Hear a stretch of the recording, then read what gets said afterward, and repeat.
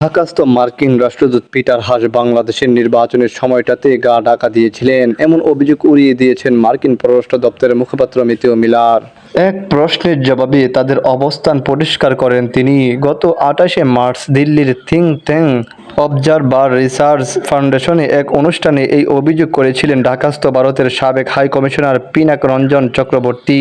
নিজের লেখা বইয়ের মোড়ক উন্মোচন অনুষ্ঠানে পিনাক রঞ্জন বলেন, আমি নিশ্চিতভাবে বলতে পারি ভারতের পক্ষ থেকে যুক্তরাষ্ট্রকে কড়া বার্তা জানিয়ে দেওয়া হয়, যার পরিণতিতে পিটার হাস লোকচক্ষুর আড়ালে চলে যান।